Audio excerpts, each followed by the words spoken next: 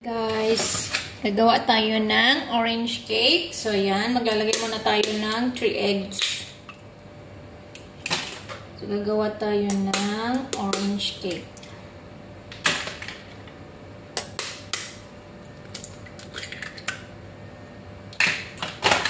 Then, beat lang natin. Maglagay tayo ng 3/4 cup na white sugar. So, ibibit natin siya guys until mag-pale yung kanyang kulay. So, yan na guys. So, ilalagay na natin yung oil natin. Maglalagay tayo ng 1/2 cup ng oil, vegetable oil. And yung zest ng ating orange zest. So, mix well. Until na mag-well combine lahat ng ating mga inilagay. So, yan. Dapat ganyan siya, guys. Well mix. Malapot na. Sinasabay ko yung paglalabada ko, guys, sa pagbe-bake ko. O, diba? Tipid sa trabaho, tipid sa oras. So, ilalagay na natin yung ating 2 cups ng flour.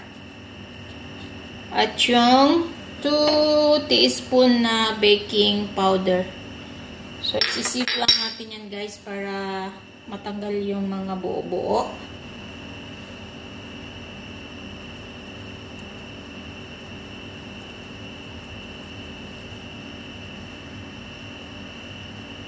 Yan. Then, mix well. Dahan-dahan ang pag-mix. Mix well lang natin siya hanggang sa mawala na yung kanyang maging na yung kanyang flour. Ma-mix ng maigi.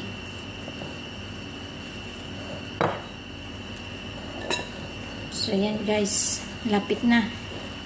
So, pag ganyan na siya guys, lalagay na natin yung ating orange juice. So, maglalagay tayo ng orange juice. 1/2 cup ng orange juice. So, mix well again.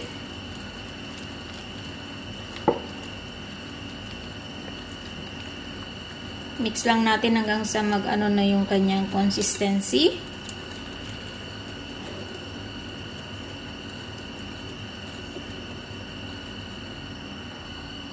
So, yan guys. Dapat ganito yung consistency ng inyong butter.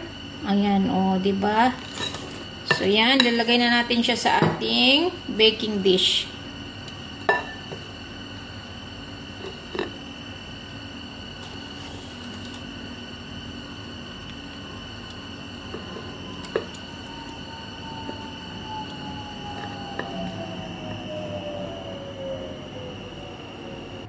So, ready to bake na guys. Ibe-bake lamang natin siya ng around 40 minutes.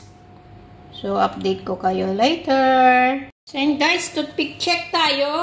Ayan, luto na yung ating guys. O, wala na siyang basa-basa sa loob. So, ibig sabihin, luto na yung ating orange cake. So, and guys, i-check na natin kung anong lasa ng ating orange cake. At kung ano ang kanyang itsura. Wow, ang galing. Sarap. Oh, diba? Ang moist niya, oh. Wow, ang sarap. So yummy. Kain tayo. Ready na ba ang kape nyo? Ayan na, kain na tayo, guys. Let's eat orange cake.